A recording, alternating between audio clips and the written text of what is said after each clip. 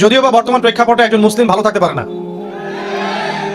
বর্তমান প্রেক্ষাপট এতই খারাপ, কিয়ামতের আলামতগুলো এমনভাবে প্রকাশ হয়েছে এখন যে একজন ইমানদার মুসলিমের পক্ষে নিশ্চিন্তে থাকা আর ভালো থাকাটা খুব কষ্টকর। তারপরেও নবী সাল্লাল্লাহু আলাইহি ওয়াসাল্লাম আমাদেরকে দিক নির্দেশনা দিয়েছেন যে যখন ফিতনার যুগ আসবে, ফিতনার যুগ বলতে চতুর্দিক থেকে ফিতনার ফাসাদ। ফিতনা ফাসাদ কেমন? মানে আল্লাহ রাব্বুল আলামিন কোরআনে একটা বিষয় বলছেন, সমাজ তার উল্টা চলছে, এগুলো ফিতনা। নবী সাল্লাল্লাহু আলাইহি ওয়াসাল্লাম হাদিসে একটা বিষয় বলেছেন, সমাজ তার উল্টা চলছে, এর নাম ফিতনা। পরিবারে ফিতনা, ধর্মের মধ্যে ফিতনা, সমাজে ফিতনা, অর্থনীতিতে ফিতনা, এখন সংস্কৃতির মধ্যেও ফিতনা। তো এই ফিতনাময় পরিবেশে নবী সাল্লাল্লাহু আলাইহি ওয়াসাল্লাম বলেছেন যে কেউ যদি ঈমান এবং আমলের উপরে, মানে নবী সাল্লাল্লাহু আলাইহি ওয়াসাল্লামের আদর্শের উপরে সবর করতে পারে, টিকে থাকতে পারে, তার জন্য 50 জন শহীদ সাহাবীর নেকি হবে ইনশাআল্লাহ। তো ফিতনাময় পরিবেশে যদি সবর করা যায়, হকের উপর অটল থাকার চেষ্টা করা যায়, ইনশাআল্লাহ আপনি 50 জন শহীদ সাহাবীর নেকি পাবেন ইনশাআল্লাহ। মানে বিশ্বের সবচেয়ে বড় ফিতনা ছিল দ্বিতীয় বিশ্বযুদ্ধ। তার আগে একটা হয়েছে প্রথম বিশ্বযুদ্ধ, যেখানে প্রায় কয়েক কোটি মানুষ মারা গেছে, আর সেকেন্ড ওয়ার্ল্ড ওয়ারে আরো বেশি মানুষ মারা গেছে। তো এখন বিশ্বকে ঠেলে দেওয়া হচ্ছে একটা থার্ড ওয়ার্ল্ড ওয়ারের দিকে, মানে যে কোনো সময় একটা তৃতীয় বিশ্বযুদ্ধের আশঙ্কা করছেন। এখনকার যারা মিলিটারি অ্যাফেয়ার্স নিয়ে পড়াশোনা করেন, ওয়ার্ল্ড অ্যাফেয়ার্স নিয়ে পড়াশোনা করেন, তারা এগুলো বলতে পারবেন ভালো। বিশ্বকে একটা খাদ্য মন্দার দিকে ঠেলে দেওয়া হচ্ছে, বিশ্বকে একটা দুর্ভিক্ষের দিকে ঠেলে দেওয়া হচ্ছে, এবং মহামারীর মধ্য দিয়ে অলরেডি কিন্তু আমাদের বিভিন্ন দেশের ইকোনমিক অবস্থা ভালো না। তার উপরে খাদ্য সংকট, তার উপরে যে বৈশ্বিক যুদ্ধগুলো, আমদানি রপ্তানি বন্ধ হয়ে যাচ্ছে, তেল গ্যাসের দাম বেড়ে যাচ্ছে, জনগণ হাহাকার করছে।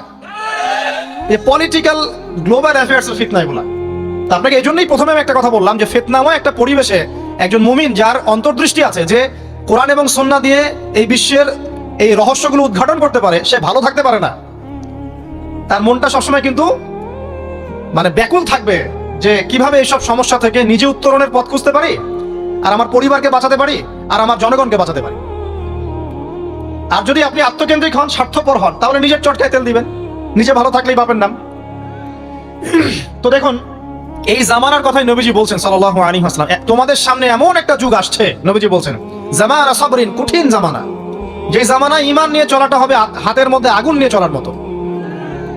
নবীজি বলছেন ওই সময়ে সাহাবী জিজ্ঞাসা করছেন, ইয়া রাসূলুল্লাহ, আমি ওই সময়ে কি করব? ওই সময় আমি কি করব? আমাকে কি পরামর্শ দিচ্ছেন? নবী সাল্লাল্লাহু আলাইহি ওয়াসাল্লাম বলছেন, হে আমর ইবনে আস, তুমি ওই সময়ে বাড়িতে অবস্থান করো, বাসায় থাকো, বিনা প্রয়োজনে বাড়ির বাইরে এসো না। ওই সময় তুমি নিজের পাপের জন্য আল্লাহর কাছে ক্রন্দন করতে থাকো, বিনা প্রয়োজনে বাড়ি থেকে বের হয়েও না। আর মানুষের সাথে এত বেশি মেলামেশা করো না, নিজে তোমার আমল, তোমার গুনাহ নিয়ে ব্যস্ত থাকো, তোমার পাপের জন্য আল্লাহর কাছে কান্নাকাটি করো, ইনশাআল্লাহ তুমি নাজাত পেয়ে যাবে। এটা একটা অপশন, মানে ফিতনাময় পরিবেশে আপনি কিভাবে বাঁচবেন, এটা একটা অপশন। আরেকটা হাদিসে গিয়ে নবী সাল্লাল্লাহু আলাইহি ওয়াসাল্লাম বলছেন যে যখন এমন ফিতনাময় পরিবেশ আসবে, তখন যদি তোমরা এই আমর বিল মারুফ নাহি আনিল মুনকার, সৎ কাজের আদেশ, অসৎ কাজের নিষেধ, আমার সুন্নতের উপর অটল থাকতে পারো, তাহলে তোমরা 50 জন শহীদের নেকি পাবে। সাহাবায়ে কেরাম বলছেন, ইয়া রাসূলুল্লাহ, আমিনহুম আও মিন্না, তাদের মধ্যে 50 জন নাকি আমাদের মধ্যে 50 জন শহীদ? নবী করিম সাল্লাল্লাহু আলাইহি ওয়াসাল্লাম বলছেন, বাল মিনকুম, বরং তোমাদের মধ্যে 50 জন শহীদ। এটা অপশন নাম্বার 2। এক কি বললাম, আপনি নিজেকে নিয়ে ব্যস্ত থাকেন, বাসায় থাকেন, বিনা প্রয়োজনে বাড়ি থেকে বের হবেন না, মানুষের সাথে কম মেলামেশা করেন, এবং নিজের পাপের জন্য আল্লাহর কাছে কান্নাকাটি করেন, নিজের আমল নামা নিয়ে ব্যস্ত থাকেন, ইনশাআল্লাহ নাজাত পাবেন। 2 নাম্বার, যদি আপনার কাছে আরো বেশি যোগ্যতা থাকে এবং আপনি আরো বেশি সাহসী হন এবং আপনি উম্মার, দেশের জনগণের কল্যাণ কামনা করেন, তাহলে অন্যদেরকেও এই ফিতনাময় পরিবেশে টিকে থাকার ফর্মুলা বলে দেন। এখানে সবর করেন, আমর বিল মারুফ নাহি আনিল মুনকারের কাজ করেন, আল্লাহ পাক আপনাকে ইনশাআল্লাহ 50 জন শহীদ সাহাবী নেকি দিবেন। আরো অপশন আছে। কি অপশন? ওই যে আসহাবুল কাহফ কি করেছিল, একটা ফিতনাময় পরিবেশ থেকে নিজেরা আস্তে করে সরে গিয়েছে। যখন আপনি পরিবেশকে পরিবর্তন করতে পারছেন না, দাওয়াত দিয়েও কোনো কাজ হচ্ছে না, মানুষ কথাও শুনছে না, জুলুম নির্যাতন বাড়তেই আছে, টিকে থাকা মুশকিল, তখন তাদের হিসাবের দায়িত্ব আল্লাহর উপর ছেড়ে দেন, আপনি ওখান থেকে ডিসকানেক্টেড হয়ে যান।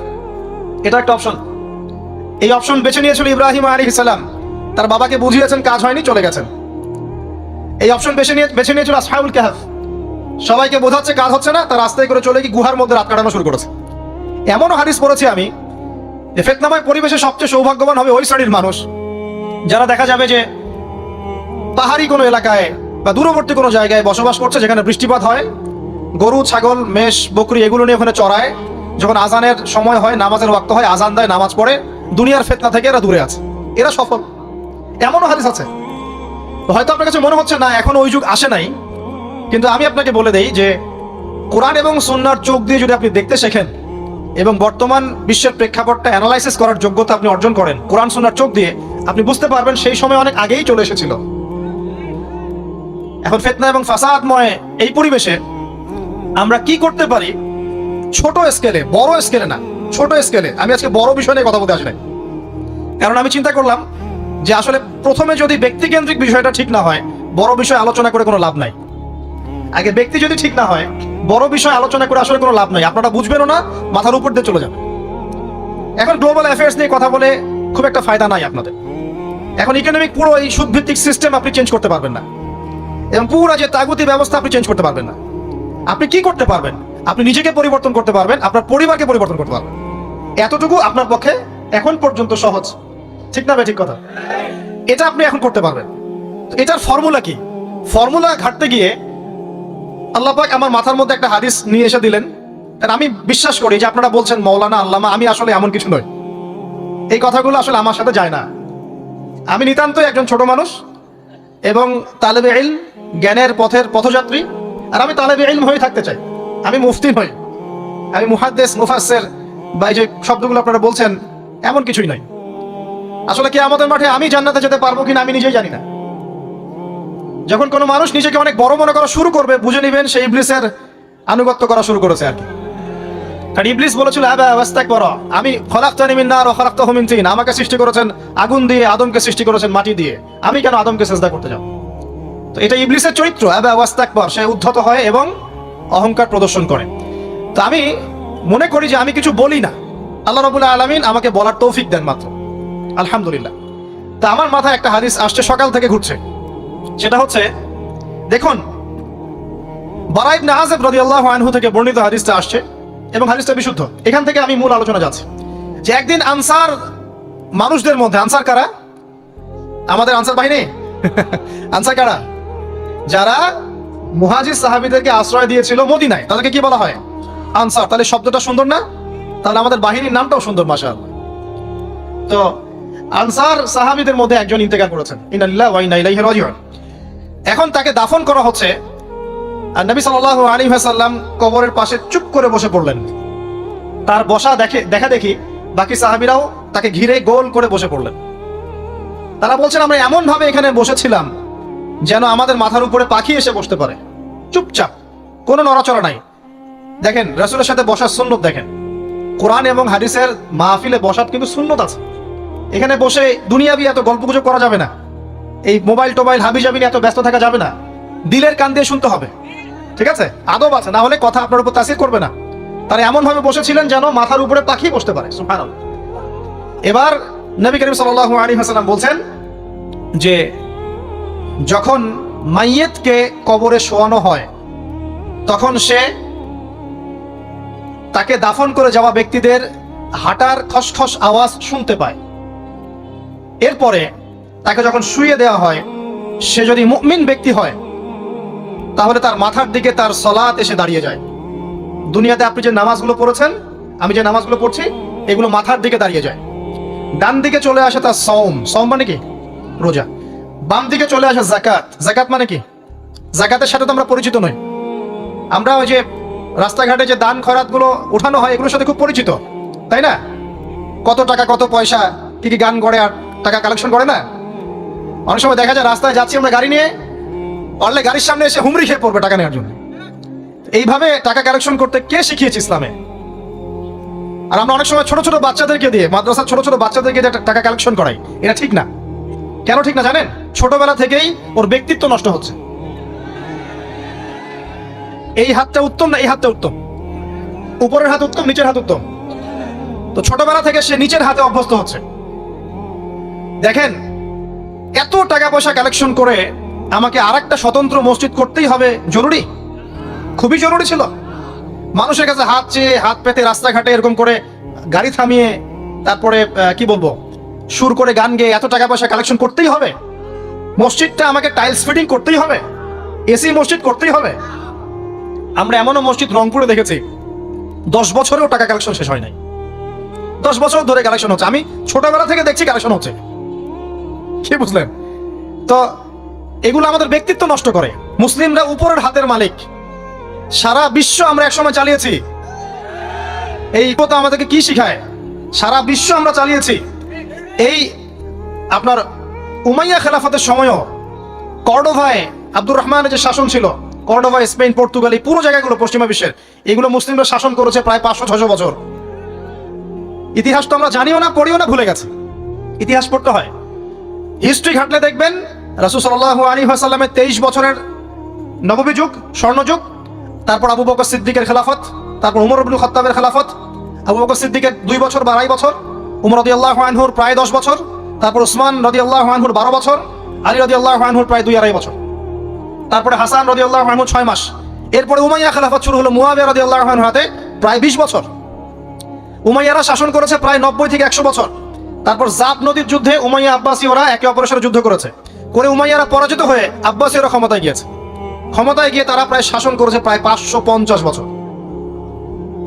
এদিকে উমাইয়াদের মধ্যে যারা পরাজিত হয়েছে ওরা চলে গিয়ে কর্ডোভা, আন্দালুসিয়া ওইদিকে খেলাফত কায়েম করেছে।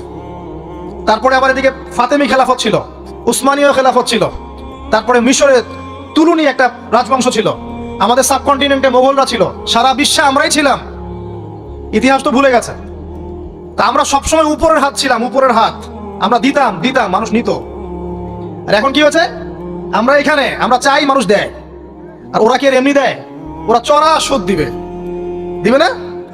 ওয়ার্ল্ড ব্যাংকে যান লোন নিতে, চড়া সুদ। মানে এই সুদ শোধ করতে গিয়ে বিভিন্ন দেশ শ্রীলঙ্কা হয়ে যাচ্ছে। সুদ তো শোধ করতে হবে, এমনি তো আপনাকে আর এগুলো দিবে না। তো এই সুদটা শোধ করতে গিয়ে আমাদের জিনিসপত্রের দাম বেড়ে যাবে, তারপরে দেখবেন জনগণের উপর কর বেড়ে যাবে, অনেক প্রবলেম। আর এই প্রবলেমগুলো ফেস করতে হবে কি কারণে? রিবা বা সুদের কারণে। তো এই যে বলছি, দেখেন ছোটবেলা থেকেই যে আমরা নিচের হাতে অভ্যস্ত হচ্ছি, এটা ত্যাগ করতে হবে। ব্যক্তিত্বের পরিচয় দেন। এত টাকা পয়সা চেয়ে প্রতিষ্ঠান করার দরকার নাই। আমার জমি আছে 1 বিঘা, আমি প্রতিষ্ঠান করবো ইনশাআল্লাহ। আপনার 2 বিঘা আপনি করেন, যার সামর্থ্য আছে সে করবে, সামর্থ্য নেই করার দরকার নেই। আর একটা মসজিদ যদি কবুল হয়, একটা মসজিদ একটা জেলার জন্য যথেষ্ট। একটা মসজিদে নববী থেকে নবী সাল্লাল্লাহু আলাইহি ওয়াসাল্লাম সারা দুনিয়া শাসন করেছে। আর আমাদের তো কোটি কোটি মসজিদ বাংলাদেশে। এই যুগের কথাও নবীজি বলেছেন, যে যুগে মসজিদগুলো চাকচিক্যময় হবে, মসজিদগুলো কি হবে? চাকচিক্যময় হবে, হেদায়েত উঠে যাবে, এবং মসজিদের মধ্যে শোরগোল, হট্টগোল বেড়ে যাবে। দেখেন না মসজিদে হট্টগোল বেড়ে গেছে না? এটা সেই যুগ। তো যেটা বলছিলাম প্রিয় ভাইরা, যে নিচের হাতে অভ্যস্ত না, উপরের হাতে অভ্যস্ত হতে হবে। এই কারণে এই যে একটা হাদিসের কথা শুরু করলাম, যে আনসার সাহাবী কারা ছিল? যারা মুহাজির সাহাবীদেরকে আশ্রয় দিয়েছে। এখন এই সাহাবীদের মধ্যে একজন ইন্তেকাল করেছে, তার লাশ যখন রাখা হচ্ছে তখন নবীজি বলছেন, মাথার দিকে মাইয়েতের আসে কি? সালাত। সালাত মানে কি? নামাজ। 5 ওয়াক্ত নামাজ আজকে থেকে ছাড়বেন? ওয়াদা করেন আজকে থেকে 5 ওয়াক্ত নামাজ ছাড়বো না ইনশাআল্লাহ। একটা হাদিস খালি বলি, মান তারাকা সালাতান মুতাআম্মিদান ফাকাদ কাফারা, মান তারাকা সালাতান মুতাআম্মিদান ফাকাদ কাফারা। আবার শুনেন, قال رسول الله صلى الله عليه وسلم من ترك صلاة متعمدا فقد كفر। আর মুয়াজ বিন জাবাল রাদিয়াল্লাহু আনহু কে নবীজি বলেছেন, মান তারাকা সালাতা মুতাআম্মিদান ফাকাদ বারিয়াত মিন জিম্মাতিল্লাহ। যে ব্যক্তি নিজের উপর ফরজ নামাজ ছেড়ে দিল, সে কুফরি করলো। মুয়াজ বিন জাবালকে নবী সাল্লাল্লাহু আলাইহি ওয়াসাল্লাম বলছেন, যে ব্যক্তি ফরজ নামাজ ইচ্ছা করে ছেড়ে দিল, সে ব্যক্তি আল্লাহর জিম্মা থেকে মুক্ত হয়ে গেল।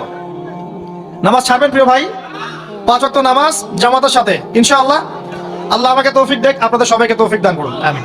জামাত যদি না পান, একা পড়ে নেবেন, ঠিক আছে? যদি ঘুমিয়ে থাকেন, ঘুম থেকে উঠে পড়বেন।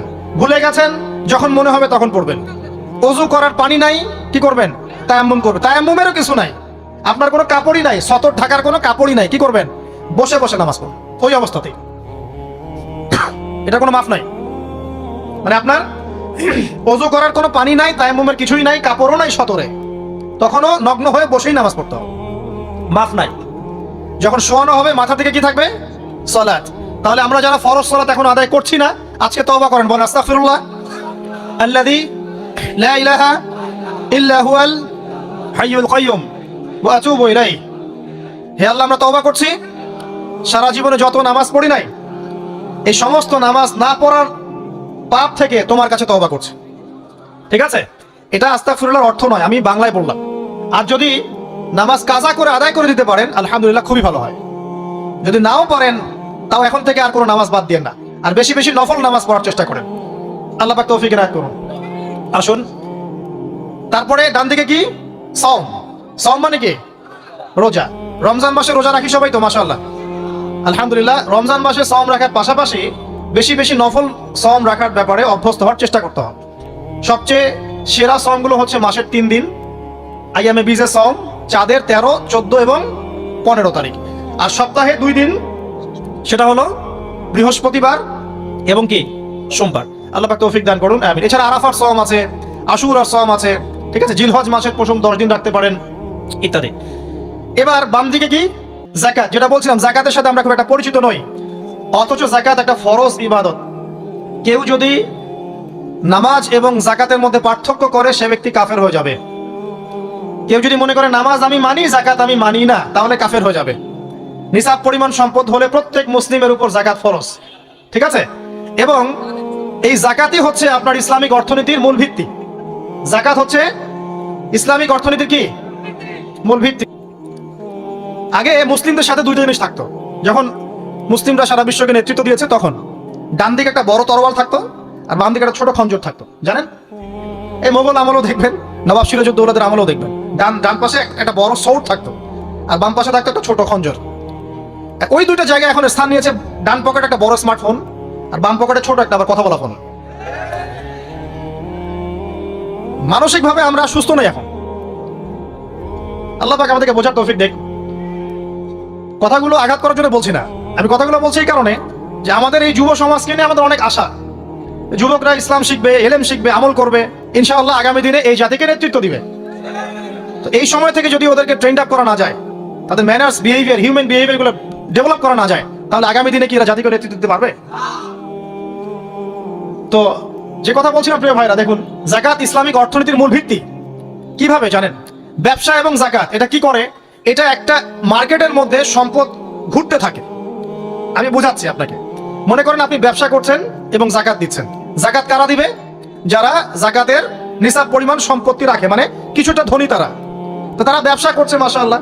ব্যবসা যখন করে, ব্যবসায় কি থাকে? লাভ থাকে, লস থাকে, লাভ থাকে, লস থাকে। লাভও হতে পারে আপনার, লসও হতে পারে। আর সুদে কি শুধু লাভ, লস আছে? লস নাই। পার্থক্য বোঝেন। এখন ব্যবসা যখন আপনি করবেন, এই টাকা বা মূল যে ক্যাপিটাল যেটা বলে অর্থনীতির ভাষায়, এটা মার্কেটের মধ্যে সার্কুলেট করতে থাকবে। আজকে আপনি ধনী, লাভ করেছেন, কালকে লস করবেন, এই ধন আরেকজনের হাতে চলে যাবে। সে আবার ব্যবসা করছে, সে লাভ করলে সম্পদ তার হাতে থাকলো, লস করলে আরেকজনের হাতে। মানে এই মানিটা, ক্যাপিটাল যেটা, এটা মার্কেটের মধ্যে ঘুরতে থাকে, ঘুরতে থাকে। আজকে কেউ ধনী, কালকে কেউ ধনী, আজকে কেউ ফকির, কালকে কেউ ধনী, এভাবে। এখানে আল্লাহ পাক যাকে ইচ্ছা হয় ধন দেন, যাকে ইচ্ছা হয় দরিদ্র করেন। এটা আল্লাহ পাক নিয়ন্ত্রণ করেন। আবার এর মধ্যে যারা ধনী হবে তারা আবার যাকাত দিবে। কাকে যাকাত দিবে? যে গরিব তাকে। এই কারণে অর্থনৈতিক সাম্য থাকবে এবং টাকা, ক্যাপিটাল মার্কেটে সার্কুলেট করতে থাকবে। এটা হচ্ছে ইসলামিক ইকোনমিক্স। বুঝতে পারছি না মনে হয়? আর রিবাই কি হবে? রিবাই কোনো লসের চান্স নাই। মানে এখানে ধনী আরো ধনী হতে থাকবে, গরিব আরো গরিব হতে থাকবে, প্লাস যাকাতও দিবে না। তখন সমাজের একটা অংশ অনেক ধনী হবে, আরেকটা অংশ একদম মাটিতে পড়ে যাবে, কোনো ব্যালেন্স হবে না। এই কারণে বিশ্বের একটা অংশ, ওই বিশ্বের একটা বড় অংশ যারা সুদখোর, যেখান থেকে সুদ এসেছে, ওইটা আস্তে আস্তে ধনী হয়ে গেছে এবং বিশ্বের বহু কান্ট্রি আস্তে আস্তে দারিদ্র সীমার নিচে চলে আসছে। এটা শুধু ব্যক্তির ক্ষেত্রেই নয়, এটা সমাজের ক্ষেত্রেই নয়, পুরো বিশ্বেটা হচ্ছে। তো এই হলো রিবা এবং ব্যবসা ভিত্তিক, যাকাত ভিত্তিক ইকোনমিক সিস্টেমের পার্থক্য, বেসিক ডিফারেন্স।